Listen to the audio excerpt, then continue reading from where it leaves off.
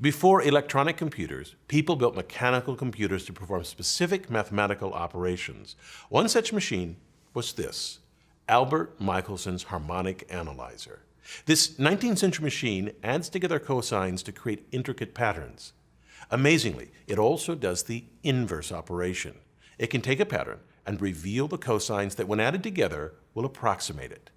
This operation is called Fourier analysis and is possibly the most important mathematical technique of the past 100 years.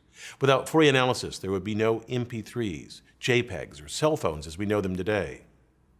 To celebrate this stunning machine and to gain a greater insight into what Fourier analysis is and how it works, I'll share in this video some history of this analyzer and then in 3 additional videos detail its operation. In synthesis, I go step by step and examine the key components of the machine and how each plays its part in adding cosines. In analysis, I show you how the machine uses the same mechanical motions to find the frequency components of a signal you want to analyze. And in operation, I show the steps an operator of this machine must go through to perform these calculations. This machine's designer, Albert Michelson, was famous for measuring the speed of light, yet he also measured many other properties of the universe precisely, like the diameter of stars or the rigidity of the Earth. In the late 19th century, he performed Fourier analysis by hand to help resolve fine details of the light emitted by vaporized elements.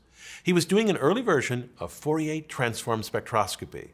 These hand calculations were laborious, so he invented this machine to automate these calculations. He built a prototype machine similar to this one in 1897, and then a larger prototype 4 times the size a year later. The machine was then commercialized by William Gartner and Company.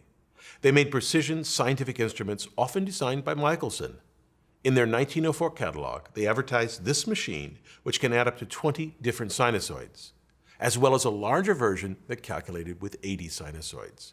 We know that in the early 20th century, Gartner sold at least 4 of these machines, and based on that, it seems this 20-element machine sold for around $225, and that it was likely made between 1901 and 1910. After this period, the machines are mentioned only occasionally. We found pictures of several different configurations until it made one last public appearance in an improved form at the 1933 World's Fair in the Great Hall of Science in an exhibit called The Magic of Analysis. Our machine has an unknown history. We're not sure when it arrived here on the University of Illinois campus. We only know that for at least the last 40 years, it is set in a glass case in Altgeld Hall, its gears completely still. Join me as I bring back to life this stunning mechanical computer. I'm Bill Hammack, the Engineer Guy. Watch the other videos in this series, Synthesis, Analysis, and Operation. Click here to learn more about the book and posters that accompany the videos.